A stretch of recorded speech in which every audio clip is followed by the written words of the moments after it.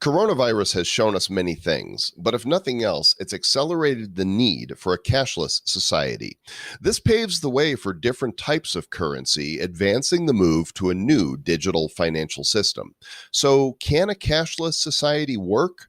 Are there advantages, disadvantages, and do digital currencies play a role? Today, we welcome Steven Becker of MakerDAO to the show to discuss what a functioning cash society would look like, especially for consumers, and how do we get there? You know, we are the DeFi DoFi, but after today, we might need to be upgraded to the DeFi dimwits. It's episode number 442 of the Bad Crypto Podcast. 5, 4, 3, 2, 1, 0, ignition. Who's bad?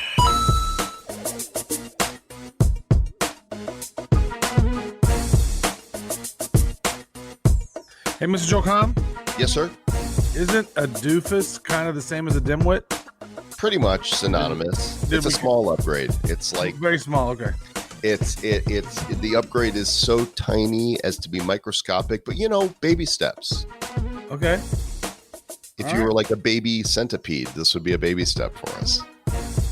You know what? I'm good with that. I thought doofus and dimwit were very close, very similar in nature. DeFi is a hot topic, not to be confused with the teenage apparel store of the same name, which I don't know if it's still hot or not, honestly. Not sure if that's where they go to buy their. I'm pretty sure nobody goes anywhere. No, they should. Right now, it's called Not Topic. Oh, right now, it's only called Target and Walmart. Those are the only two places that America allows to be open. Well, you can't get COVID there. Right. It's a COVID-free zone. That's right. I remember the. Welcome to the Bad Crypto Podcast. Joel Comm and Travis Wright with you to discuss all things blockchain and cryptocurrency. And today we're going down the DeFi rabbit hole. It is a hot topic, and we'll get to that in a moment, but only after Mr. Travis Wright inspires you by telling you how we can give you $50 in Bitcoin. That is true.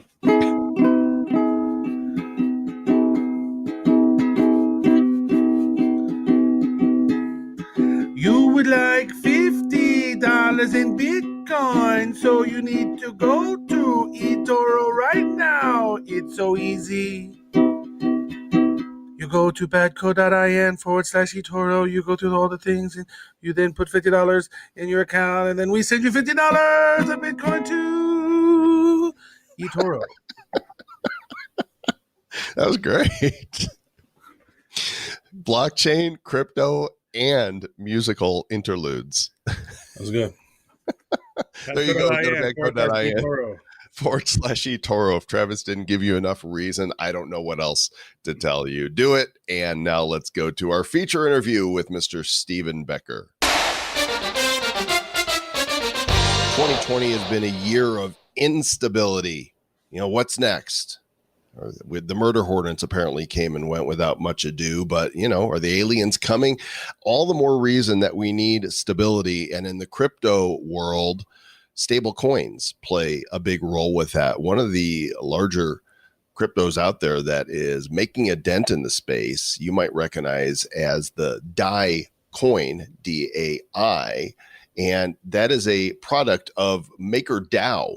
And we have with us Steven Becker, the president and COO of the Maker Foundation. We're going to talk about stability and instability and cashless societies and stable coins and all of that. Steven, welcome to Bad Crypto. Thank you very much. Yes, the stability in this day and age and what's going on right now, that's kind of sorely needed, isn't it? Are you feeling stable at the moment? I have my days. What can I tell you? But at the moment, at least within the space, things are happening, and you know, I'm really open to discuss it, especially in the DeFi world right now. Yeah, things are happening. Why don't you go ahead and give us just a little Reader's Digest version of your bio so we get a feel for who you are? Okay, no worries. So I'm a recuperating sort of ex-financial professional, been in the banking, investment banking, and finance space for the longest time. Then I found myself, you know, from my past lives being in the derivatives world, private equity, VC, corporate finance, you name it. I found myself coming into the crypto space specifically from a very strange message that I received around about 2017, which said, would you like to work for this organization that is looking into creating stablecoin? Crypto is the rage, stablecoins are the way forward. What do you think? And I thought, well, that's lovely advertising. So I deleted the message and I carried on with my life. A little bit later, I got this message again, and I looked at it closely, and they started talking about, stable coins that were decentralized and stable coins that didn't require a centralist sort of mechanism in order to operate, and really got me thinking, like, how do you actually do this? This is fascinating. Long story short, it was the Maker Foundation, it was DAI, and it was extremely intriguing. And so consequently, I did a lot of study into it, and I thought, well, with my background in finance, let me see if I can apply my thinking to this. And in doing that, I came out on the other side and I thought, wow, this is a really complete system. The guys that created this have really got it together. So this is really interesting. And consequently, I joined up and initially started up as sort of head of risk, looking at the online permutations, but got a quick grip on the whole thing and consequently found myself in this position right now.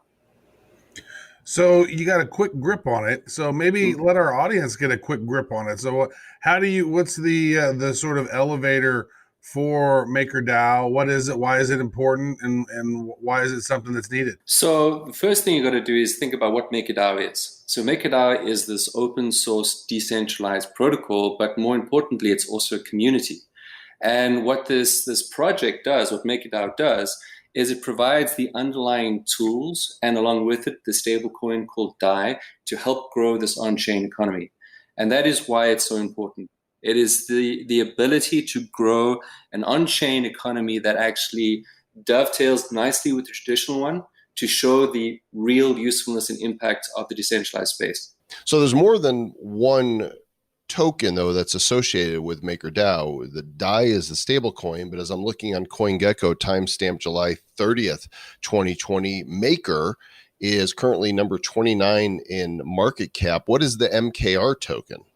Right. So when you have a look at the protocol, now that we can dig a little bit deeper into it, it's a governance token. And considering what's happening in the DeFi space, governance tokens seem to be quite the rage. But I can honestly say that the Maker token is one of the first that got there some 2.5, 3 years ago.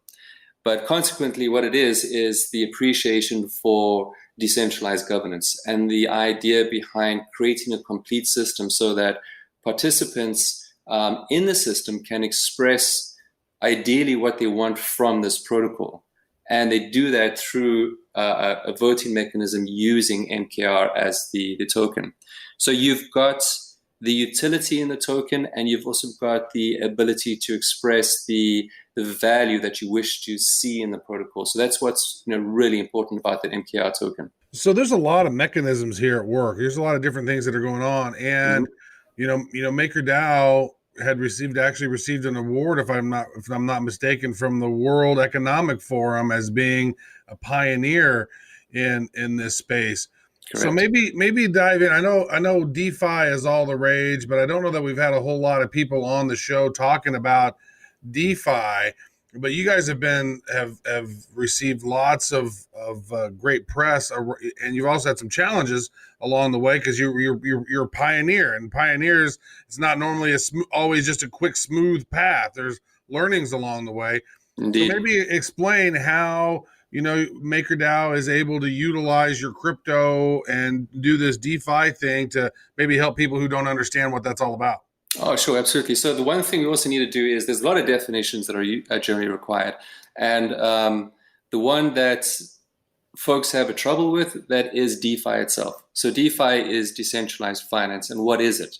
You generally find the explanation comes with paragraphs and paragraphs of text, but mine is kind of short and sweet.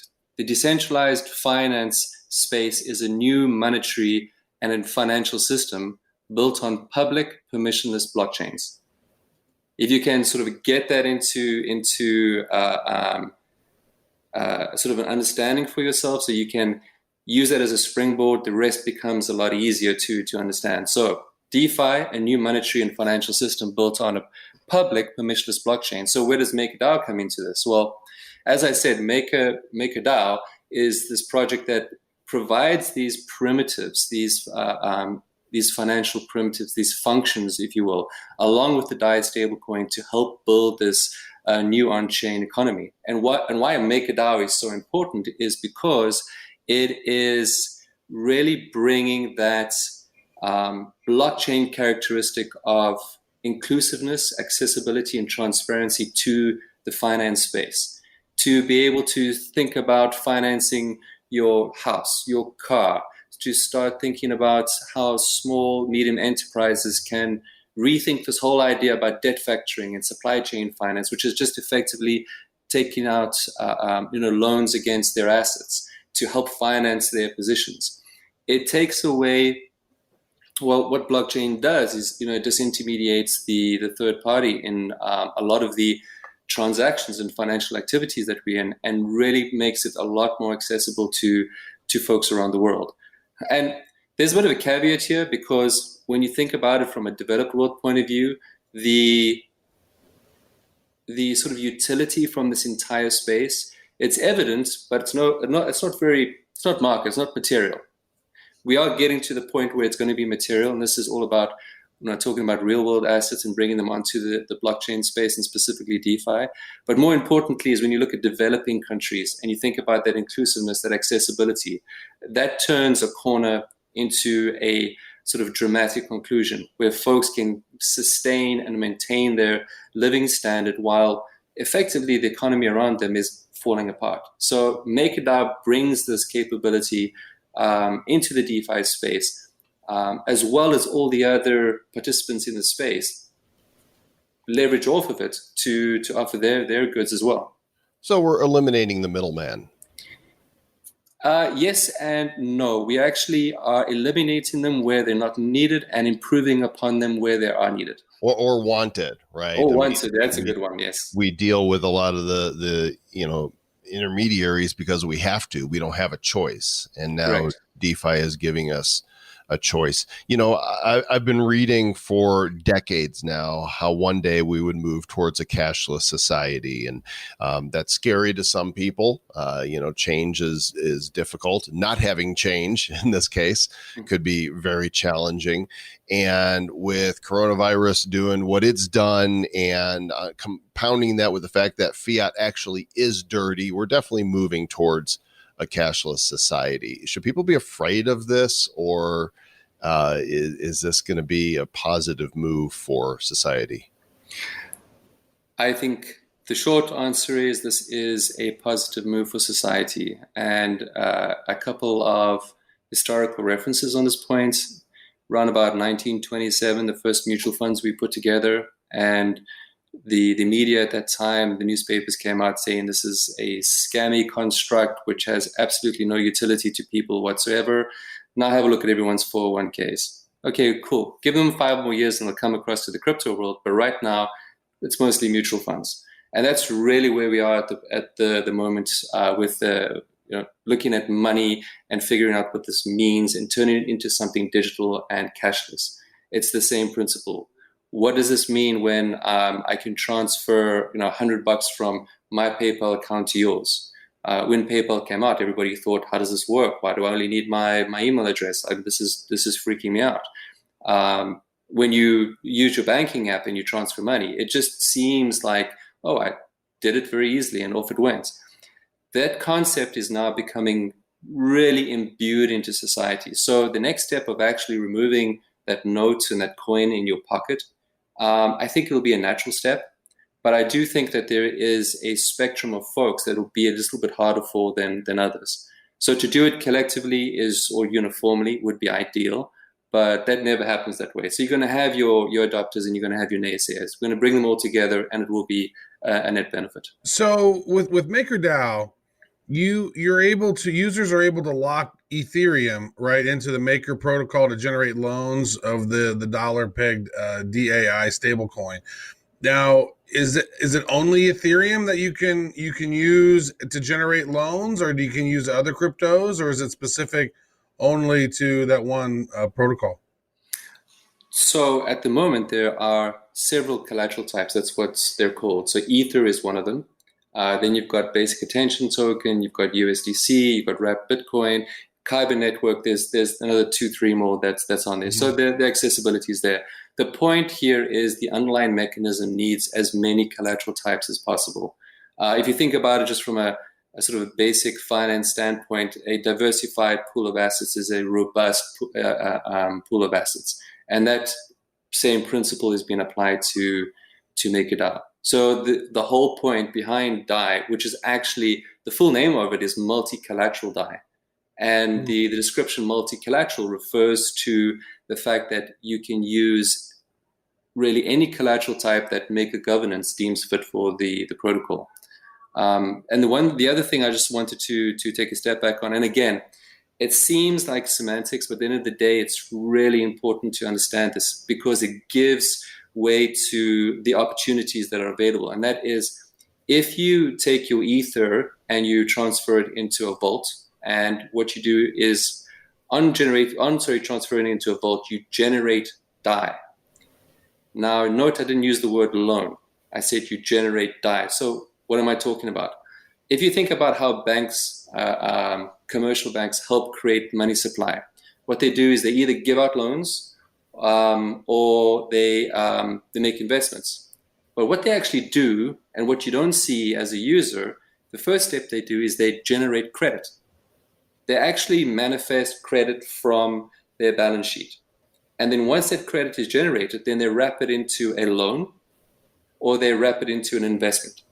So what Maker Dao is doing is just that first step. It generates credit.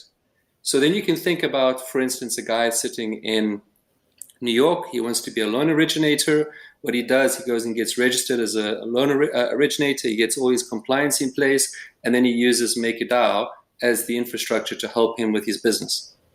The same with creating money market accounts, the same with creating really any kind of accounts that we're used to in the general financial space.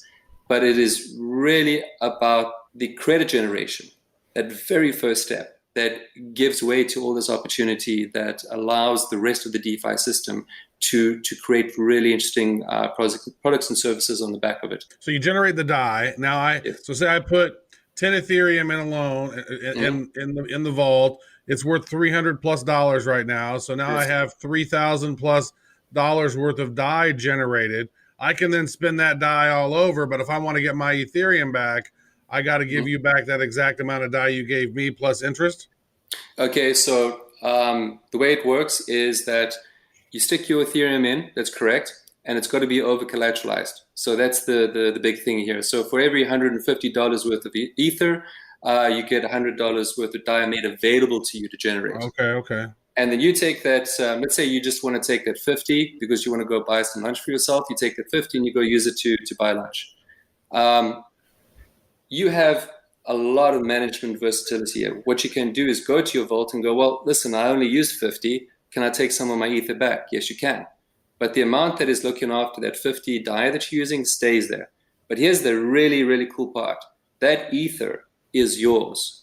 That vault, which you put that Ether in, it's yours. It belongs to you. The DAI that you generate from it, that's yours. You've just became your own bank. Wow.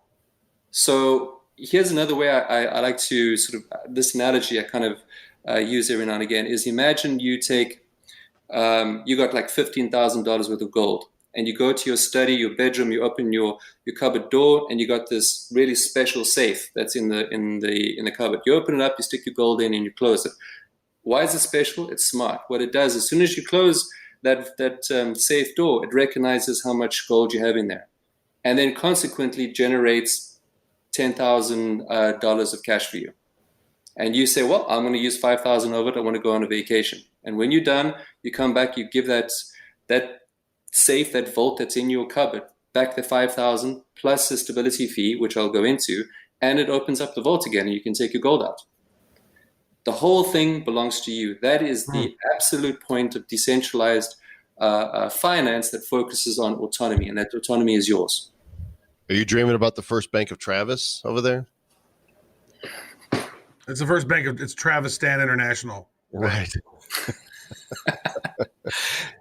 It's Travis's credit union. You establish a credit yourself. What a really interesting concept. Okay, so you mentioned there was another component to it. Yes, the stability fee. So what you're doing is when you generate DAI, what you're actually doing is you saying, I would like to get a stable form of cryptocurrency so that I can use to go buy myself a cup of coffee, to go and get myself some lunch, whatever the case may be.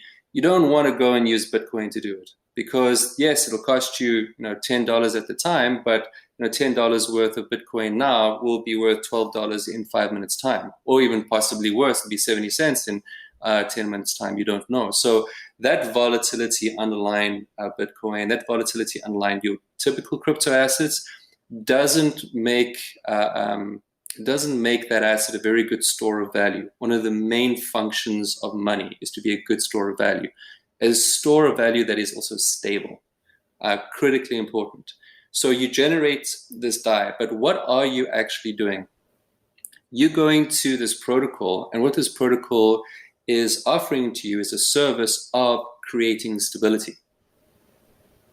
And the way that it does it is in the same way you understand how most things are over-collateralized. You put in a lot more, you take in relatively less so that it is protected.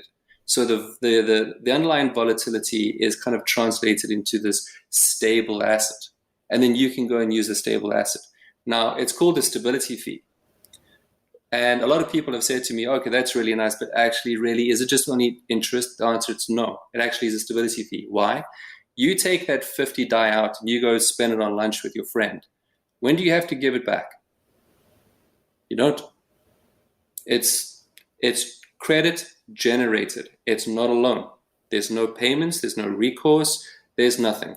The only thing that you got to worry about, because this whole thing belongs to you, is if the asset that you put into your vault starts dropping in price, the one thing that does happen, you got to keep in mind, is that the system wants to look after itself. And if that value in that vault drops too low, the system will say, right, we need to open this up and allow people to bid on this, to auction on this. And once they have auction on this collateral, they will return the value back to the system and then give you back the net amount that was needed to recover the amount. The whole concept here is there isn't a payback period. There isn't a call structure. There isn't a recourse. It's just your thing. It's how you manage it. It's your risk, your management, your value. If you get your head around that, then you can see how autonomy manifests in the DeFi space. That is fascinating. Now, I just saw on the news, on reading through crypto news, that you guys had just passed $1 billion in total value locked just like a couple of days ago. So you guys now have collateralized in these private vaults that are owned by the users. There is upwards of $1 billion worth of crypto collateral in those vaults now. Amazing, isn't it? I mean, it was a couple of months ago, the DeFi space were all patting each other on the back because we passed the $1 billion mark just for the crypto space. Now, Maker Dao, Maker Governance is now looking at this and sort of patting themselves on the back and saying, congratulations, it's a massive mark. It really is. There is further analysis that needs to be done. It's called TVL, total value locked. It surpassed $1 billion. But, one needs to keep in mind the very practical aspect here. I think it's wonderful. I think it's a victory. I think it's a great step forward. But we need to have a look at the entire DeFi space and keep in mind that it has to be created in service of the traditional economy. Bitcoin was created with a whole bunch of characteristics that were really wonderful, basically permissionless, trustless, accessible to everyone. But it was trying to better the traditional system in service of the traditional economy.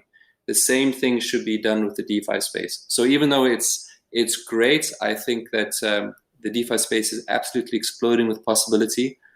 Fundamentally, it's still got to focus on ensuring that it is servicing the right people in the world that need this capability. Yeah, along those lines, I'm wondering, because this is still relatively new, Mhm. what are the risks? Like, there are some stable coins out there that did not remain stable, right? Yes. So, what's a worst case scenario look like, and what would it take for that to trigger? Well, there are a couple of real edge cases here that we got to consider, but I think the most important edge case is keeping in mind that this whole thing is built on top of the Ethereum protocol. And what we have to then consider, I think it's an extremely low probability, but what happens to the Ethereum protocol? If something untoward happens there, the knock-on effect goes to Maker and the rest of the DeFi space. So that is the ultimate risk. Whither goest Vitalik? Pretty much. And considering today is the 5th anniversary of Ethereum, Is that right? Yep, 30th of July, How about 2015. Happy anniversary, Ethereum. Yeah, exactly. Happy birthday, guys. We're still not giving away free Ethereum, by the way, if anybody tweets us, just for the record. I'm still kicking myself in the ass for not participating in the what was it? You could get some Ethereum for 5 cents or something in the ICO. Wow. Hey, I want to ask you about this. So I realized that in MakerDAO, the DAI can be spent anywhere in the UK that accepts Visa. So are you then loading the DAI onto some debit card solution? Because I know if I go to my grocery store, they're probably not going to accept DAI. They're going to tell me to DAI. Bring some money in. So how does that actually work? Well, there's actually a number of ways that it works. The first thing, this really comes down to the big question of where is that intersection between the DeFi space and the traditional world, right? And how we basically get into a point where this is becoming practical. You got Visa, you got MasterCard. They've been considering quite a few things. And now because... You get your crypto.com card. I mean, what partnerships are that's all available on? Yeah, that's exactly. They got these new debit and actually not credit cards. They're debit cards. They're trying to use the current infrastructure that Visa and MasterCard have in place, except that it is, from a user experience point of view, it's not quite there. But hey, it's a really big step in the right direction. So you have the ability to go and if you can spend your Bitcoin, it generally is a QR code interface where the point of sale happens, and you can spend it quite freely. Here, the same thing applies, except there's generally an extra step that is required where you go and swipe your card and you nominate whatever cryptocurrency you want to use, be it DAI, be it anything else, and it goes through an intermediary. So that kind of gives you a first look into what happens when you get the DeFi space intersecting with the real world. Again, you still need that intermediary. You still need, and that intermediary now is no longer a central party. That intermediary is now, a big exchange. So you still have the components in place where, certain folks, certain liquidity pools, certain venues need to be there in order to transfer, or rather off-ramp your crypto into fiat. Because even though the merchants are accepting it, ultimately they still have to pay their taxes in pounds. They still have to pay their taxes in dollars. So it's great accepting DAI. It's wonderful accepting Bitcoin, but ultimately it all gets off-ramped into dollars and pounds anyway. So Gandhi is noted for having said, first they ignore you, then they laugh at you, then they fight you, then you win. You're going up, by doing DeFi, Mm-hmm. these intermediaries, the big financial institutions, first they ignored, right? Mm-hmm. And then they said, are we at the they fight you phase yet? I would say almost like yes and no at the same time. And I know I'm being sort of ambiguous there. They are kind of coming out looking like they don't like this space, but every one of them are creating their own blockchain. Yeah, but so this is the second part of the question then. Can they compete? Because it's still centralized finance where there's banks concerned, or is there a day where the banks really will lose and we'll all be our own banks? Well, I have been to Washington often, and I've had the pleasure of being able to present to a lot of task forces there, for various regulatory bodies. And it's really interesting because there is this binary concept. It's like either it's traditional or it's decentralized. And the one thing I keep sort of harping on is the fact that decentralized finance is all about dovetailing with the traditional economy. It's about broadening that scope of choice for the individual. So if you want to outsource your financing to a bank, you should be able to. But if you want to take on that banking capability yourself, now you have the choice. The point isn't to try and replace. There is always going to be something of a spectrum where on the one side you've got pure central control, on the other side you've got pure decentralization. But really, what happens in practice, it's always something in the middle. So what we've done is we've seen this DeFi space just create that expansion of the spectrum, and we wait and see how people are going to land in the middle. And right now, even the big banks are pushing folks closer to the middle. They're saying we need a federated blockchain to connect the banks together. Then they're going to realize that, hang on a second, and this is the important part, decentralizing is really the goal. It's the focus. Because I was thinking the other day that I think Citibank has around about 200 million, 300 million plus accounts that they service around the world. If they include this underlying architecture of blockchain, but more the public permissionless blockchain, they get access to the 1.7 billion unbanked. So they can turn their 200, 300 million accounts to possibly 800, a billion. Sure that the margins might be squeezed per account, but the sheer volume that comes in, will counteract that. So this isn't just a world available to folks who believe strictly in decentralizing. It actually is a world that is available to everyone. It just allows that new sense of choice that we've never had before. So I'm thinking about this, and I know that some of our listeners are probably coming up with this question too. So I like to think how they're maybe thinking. And so, say for example, Ethereum went up 40% this month, right? I mean, so it's gone up. And so let's just say I borrowed some DAI, or I put in my Ethereum and it was $100. The Ethereum was worth $100 and I put in one Ethereum. And now I got out $50. So that means I would need to pay back half of an Ethereum or something. But now Ethereum's worth $1,000, but I borrowed $50. What percentage of my Ethereum is still in my wallet? Do I still have that whole one Ethereum because the price went up, and now I still got to put back $50 back in, which is now 1/20th of an Ethereum instead of half an Ethereum? No. It all comes down to the nominal value. DAI is the terminology is soft pegged against the US dollar. So if you put in, let's just say one Ethereum, which is now $300, right? Yep.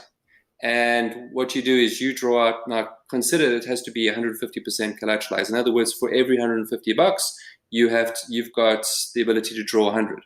So if you generated 100 DAI, right? That means you needed $150 of Ethereum backing that.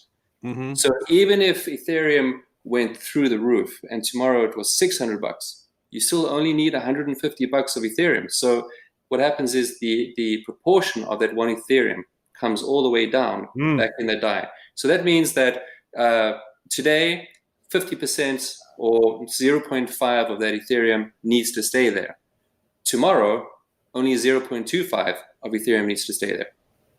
So it's almost like don't sell your crypto. Yeah. If you're going to hodl it for the long run, you think Bitcoin's going to hit 20, 50, 30, 300,000 or whatever down the road, then don't sell it. Instead, use DeFi. Think about this. There's a lot of guys that, I wouldn't rub it in, but they did pick up the Ether for 3 cents. And, fast forward a couple of years, and that is a substantial amount of wealth that these folks have got. Mm-hmm. And they're sitting there and they're going, all right, now I'd like to go and buy a car, and I've never had a car before. Let me go buy one. What do? Do they go sell their ETH? They don't want to do that. What's the next best option? You put it into a vault, you draw DAI out against it, you off-ramp into dollars, you go buy yourself a car. And guess what? How much is this gonna set you back? Well, you have a look at the stability fee. That fee is basically what you have to pay back in the future. So as you earn wages, as you make your salary, you slowly pay back what you want. There's no like flexible payment plan, because there is no payment plan. This is all you. Mm-hmm. So unless the price tanks, and then that it triggers that mechanism in the back to say, now we're under water on this, and so now we got to get that money back. So if the price does tank, then it creates problems, or no? Nope. This is exactly why it's all about credit generation. Let's say you put $150 worth of Ether into a vault. You drew 100 DAI. In other words, you drew the maximum. And the next moment it goes down to 100. You are absolutely fine. You've got 100 DAI in your hand, and you've gone and spent it, you put it in your pocket. Do you really want to go and get your ETH that's now worth $100? Yes, you'd like it back, but the thing is, you've got $100 in your hand of value anyway. Now, what happens is that the system has to look after itself. The system now takes over and opens that vault and tries to auction off that collateral to get DAI back into the system to balance everything out. Mm-hmm. Does that mean anybody comes for you? Doesn't mean anybody knocks on your door and says, hey, you've got to pay it back? No. That's why there's a difference between generating credit and a loan. You become your own collection agency, Travis. Knock on your own door. Hey, me. What? Pay me. I'm going to break my arm. Yes. Hey, it's me, Tony. It's Vito. Bust me up. All right, so how does somebody practically get started with this? I mean, so you got some people now that are going, I want to lock up some of my Ethereum and become my own bank. What do they do? MakerDAO.com. Go straight there. There's MakerDAO is also on Twitter. You can follow that. We have public. Well, there is public Rocket Chat channels. We've got when I say we, governance has got a forum that you can go onto. So you can go and get your feet wet, or you can dive right into the nitty gritty. I mean, I'm here on the site. I'm at MakerDAO.com. Use DAI. Is that how you get started? You click that button, says use DAI. So, yes, I think. Or Oasis. I see Oasis, trade, borrow, or save with DAI. That's it. There we go. So if you go to use DAI, so Oasis.app is the actual application to lock up your tokens. Correct. So you start at MakerDAO.com, and that gives you the full rundown of the system, the white paper, FAQs. There's so much information there. You can get an overview, or you can dive you can go right into the depths of proposals and understanding what they mean. But if you go into use DAI, then you've got trade, borrow, and save. And you click on any of those links, and it'll take you right through, and you can, go lock in your ETH, generate some DAI, and do your best. Can I lock in my ETH, and then maybe I don't want to generate DAI right now, but I want to generate DAI really quickly whenever I need to, and so then you can just have your ETH in there, and then just go and generate the DAI when you need it? Yep, absolutely. I mean, the functions that I was talking about is really the ability to collateralize. You must remember that now you've become your own custodian. This vault's yours. Right. So you can go stick your ETH in there and kind of use it as a wallet. We have our own private keys, except the market needs to correct itself if something goes down in the value of it. So you guys have the keys too. No, the key is yours. Custodial. No, it's non-custodial. Key is yours. There's no custodianship whatsoever with respect to this. That's why it's decentralized. I like to get my hands on this stuff, and I'm walking through it right here, and I see that you can earn savings on your DAI by locking it in. I click deploy proxy, and then it's wanting to charge me 0.05 ETH. Is that like a setup fee? No, that is just the gas you got to pay. That's the one thing we can talk about all day. And I don't want to talk about it all day, but I would like a quick comment on it. Okay, the gas prices are high. Yeah. That's what it boils down to. And in the beginning, this whole thing would have cost you like $1.50 to do. Now it might cost you like $20. And that's really where we talking about ETH 2.0 sharding, layer 2 solutions, and so on and so forth. That really comes to the fore, especially in terms of talking about scalability, not just of Maker, but the entire DeFi space. It really comes into question. And again, the fact that we're at this point where gas is going through the roof shows you that ETH is a success. Shows you that those blocks are full, things are happening, and ETH is taking it forward. Yeah, I mean, we say it's a success, but at the same time, it's shooting itself in the foot. I mean, it's a love It's one of hate. the reasons why NFTs, those non-fungible tokens, are leaving Ethereum and going to other blockchains just because the fees are so less. Yeah, Like Joel tried to buy a $1 NFT the other day, and then it cost him $5 to send it to his wallet.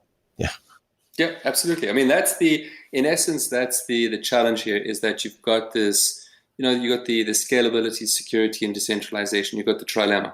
That's always going to be on everyone's mind when they're creating blockchains. And then, you can move from one blockchain to another because it's cheaper, but you are always giving up on something.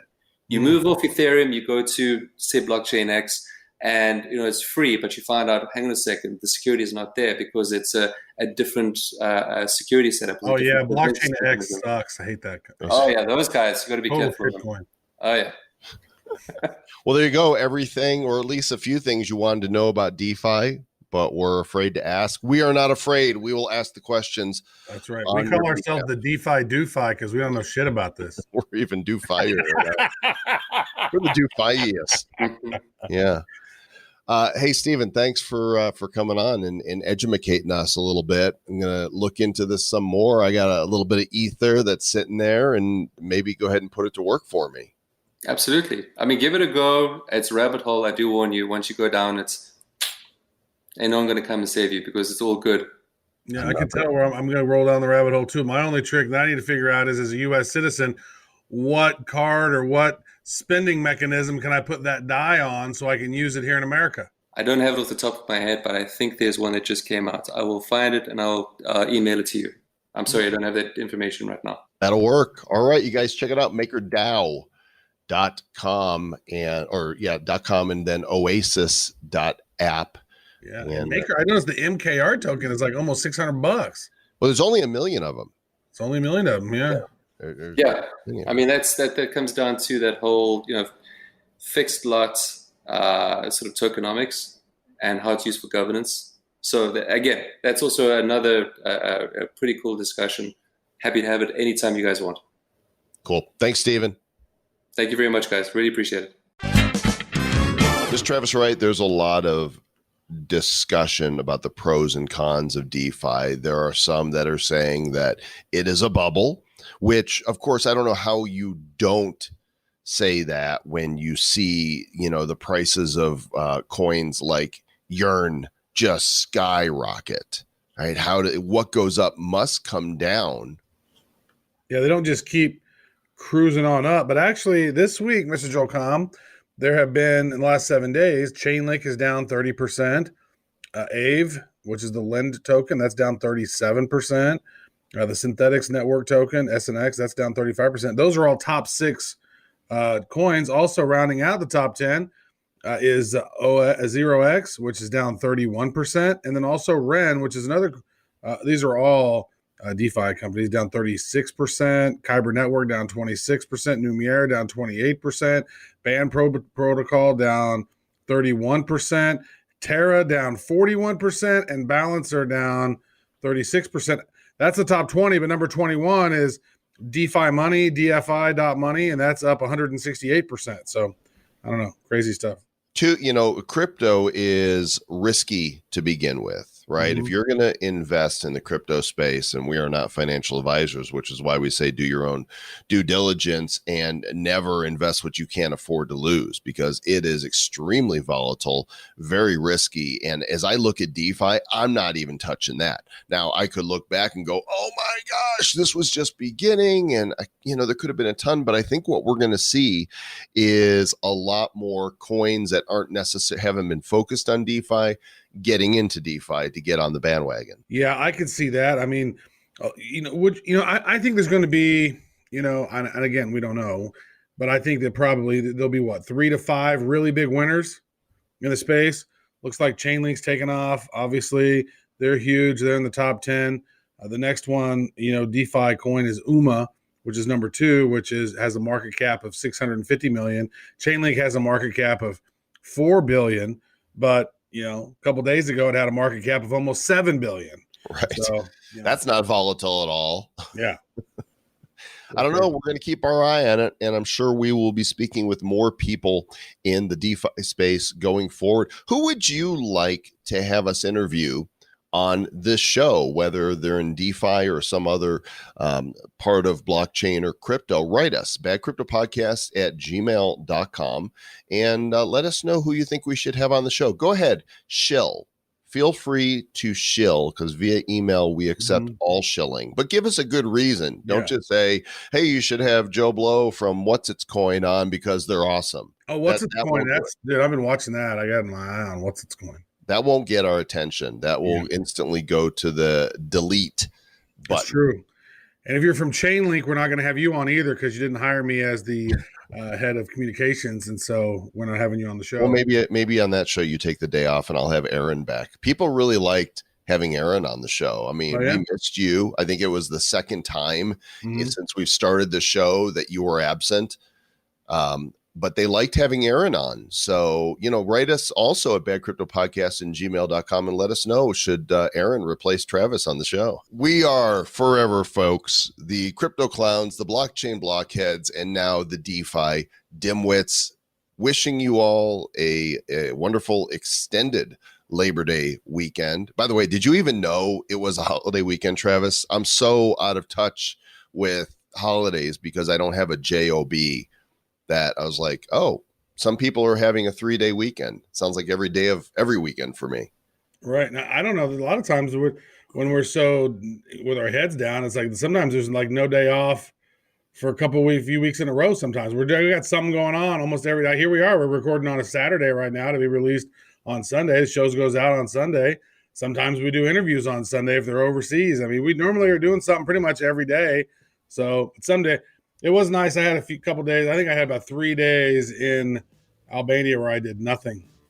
And one of those days was the most stressful day ever. Horrible.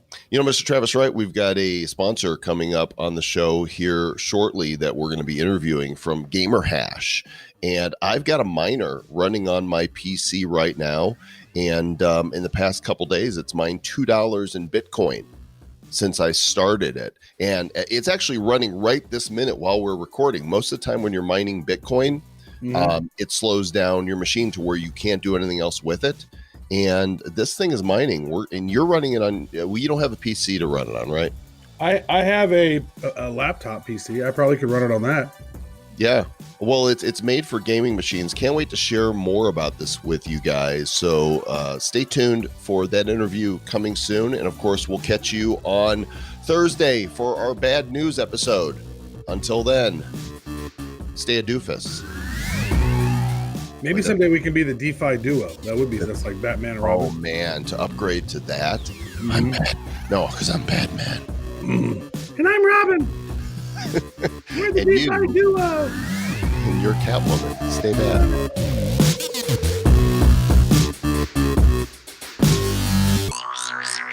Who's bad? The Bad Crypto Podcast is a production of Bad Crypto LLC. The content of the show, the videos, and the website is provided for educational, informational, and entertainment purposes only. It's not intended to be and does not constitute financial, investment, or trading advice of any kind. You shouldn't make any decisions as to finances, investing, trading, or anything else based on this information without undertaking independent due diligence and consultation with a professional financial advisor. Please understand that the trading of Bitcoins and alternative cryptocurrencies have potential risks involved. Anyone wishing to invest in any of the currencies or tokens mentioned on this podcast should first seek their own independent professional financial advisor.